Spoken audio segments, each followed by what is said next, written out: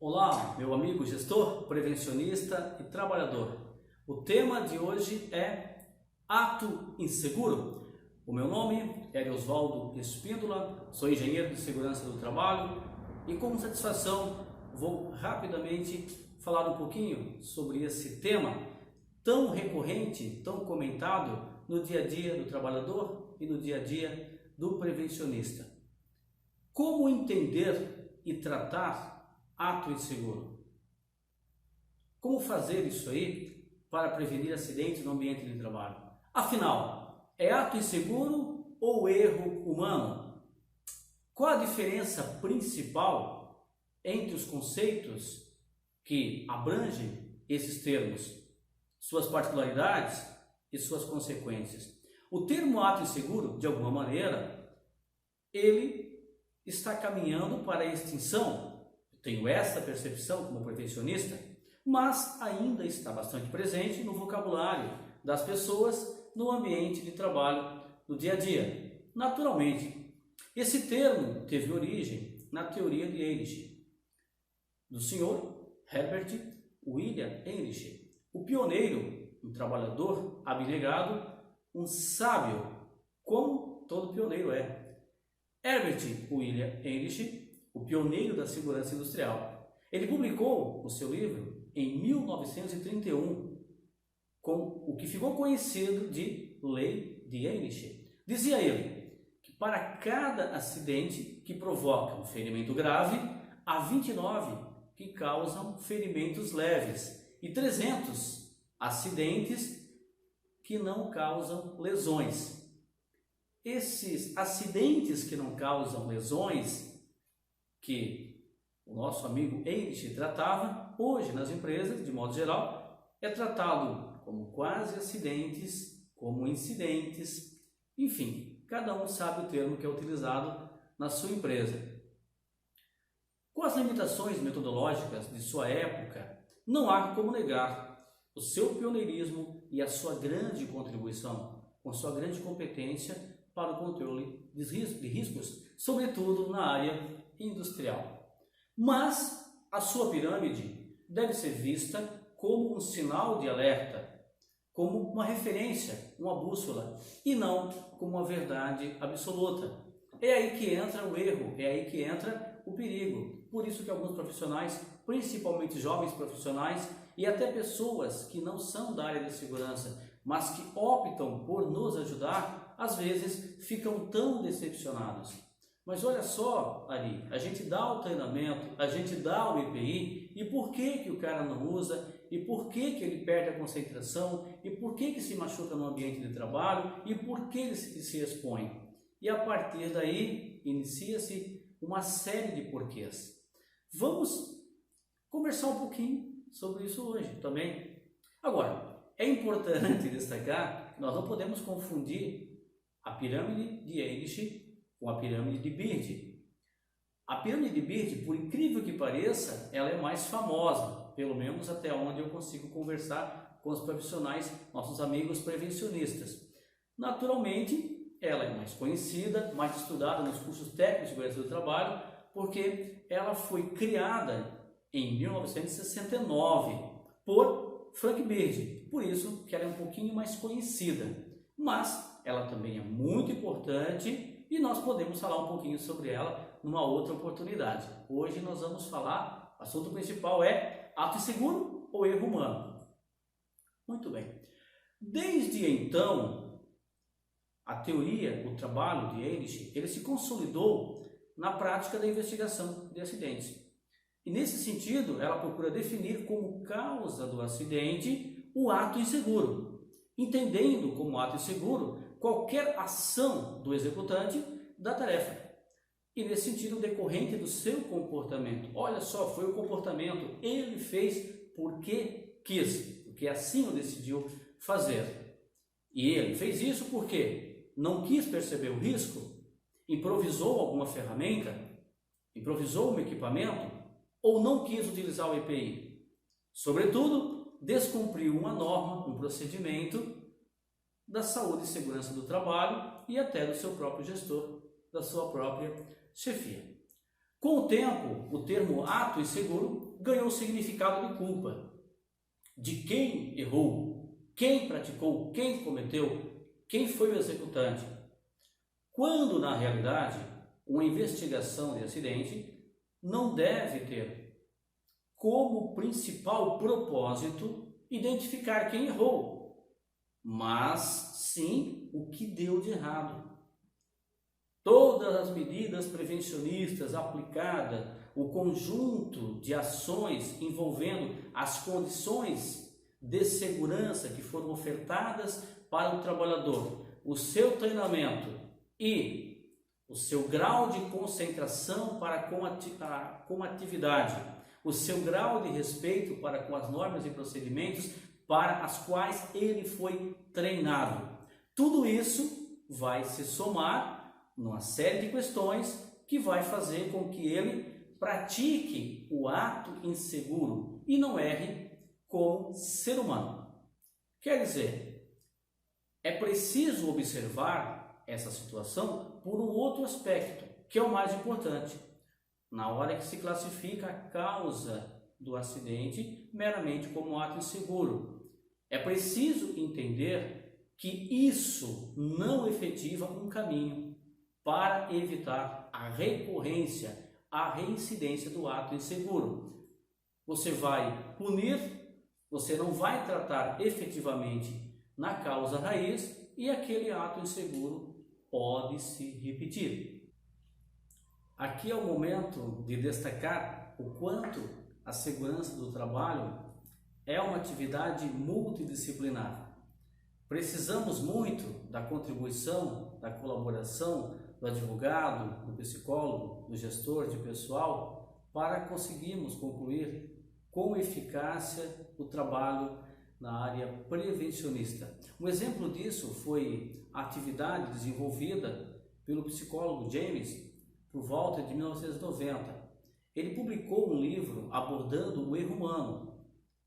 E embora nesse grande trabalho que ele fez, ele admitiu que não há uma classificação universal para o erro humano, lá mesmo ele destaca e desdobra o ato inseguro como sendo fruto de erros humanos. E nesse embate ele faz uma classificação desses ditos erros humanos, que tudo serão resumidos de alguma maneira como atos inseguros.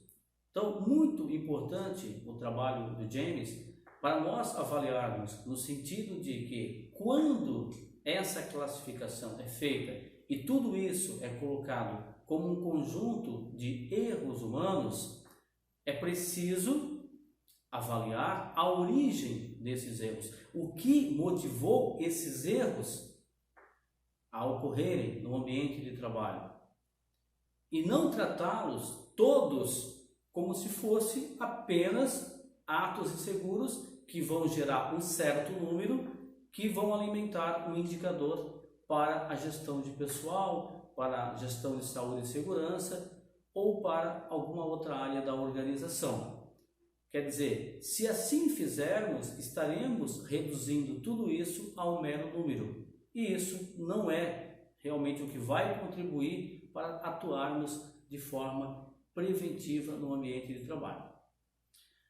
Assim, é mais salutar tratar o que denominamos ato inseguro, classificando tudo como erro humano. Humanos somos e como humanos erramos. E aí, no trabalho dele, vai aparecer dois tipos de erro: os erros intencionais e não intencionais. Hoje eu vou destacar aqui apenas os erros não intencionais. Eu vou falar do lapso e do deslize. Os demais erros que se encaixam como erros intencionais, vamos deixar para uma outra oportunidade, senão o vídeo vai ficar muito extenso. Falando de lapso e deslize, já dito como erros não intencionais, é preciso destacar que deslize é pensar uma coisa e fazer outra. pensar em fazer algo e de forma surpreendente fazer outra coisa. Lapso e deslize são erros humanos típicos resultantes da deficiência no processamento mental de informações. Isso está associado à percepção, memória e atenção ao trabalho. Quer dizer, a dificuldade de atenção ao trabalho, a dificuldade de se concentrar naquilo que se está fazendo. A percepção resulta da dificuldade de identificar objetos, mensagens, sinais, advertência, alarmes e quaisquer outros estímulos no ambiente de trabalho que, numa condição normal, esperava-se que a pessoa conseguisse reagir àqueles tais estímulos. Também na localização, função, distância entre objetos, dificuldade de audição, baixa luminosidade no ambiente, desconcentração no trabalho por motivos diversos, além de cansaço, estresse, intrigas, fofocas, tudo isso contribui para resultar naquele processo que, de uma maneira genérica, é chamado de ato inseguro. E sendo assim o motivo tão diversificado, ou os motivos tão diversificados, é o fruto, a origem, na verdade, dessa situação de conflito, de discórdia e também da grande dificuldade de se chegar na causa raiz. Em termos de uso da memória, decorre principalmente do processo de robotização, muitas das vezes decorrente do cansaço, do estresse, dentre outros fatores. Esse tipo de erro é característico da execução de tarefas que, na grande maioria das vezes, é cometido por pessoas experientes na execução de um trabalho extremamente rotineiro.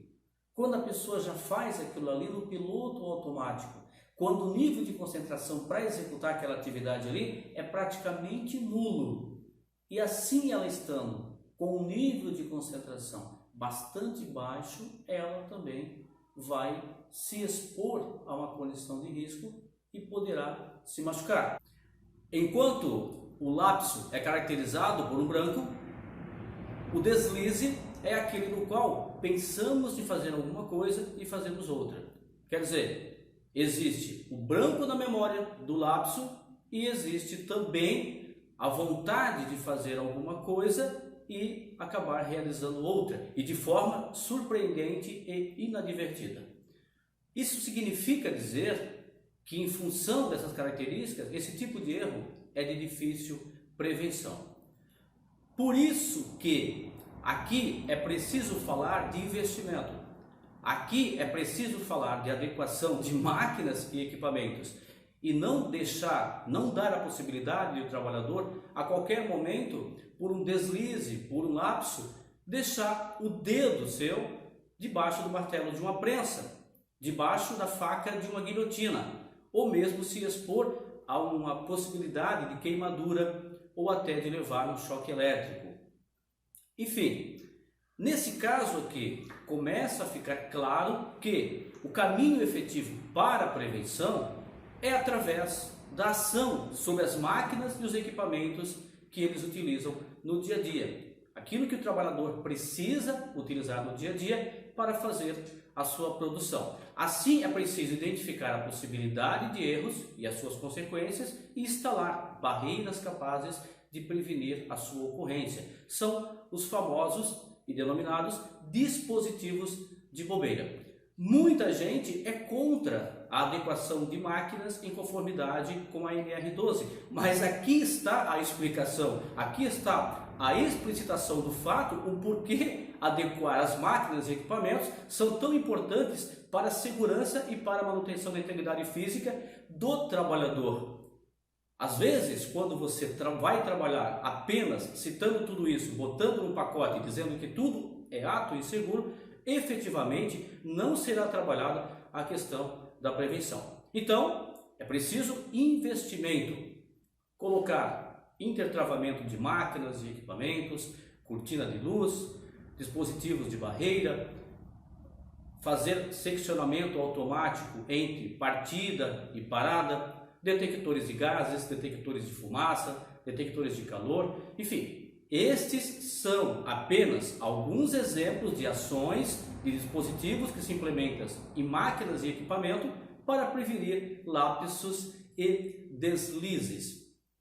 No nosso próximo encontro, falarei sobre erros intencionais. Este é um assunto mais espinhoso e um pouco mais prático de se resolver quando a empresa resolve efetivamente investir na cultura da segurança. Até lá, o meu muito obrigado, minhas saudações prevencionistas.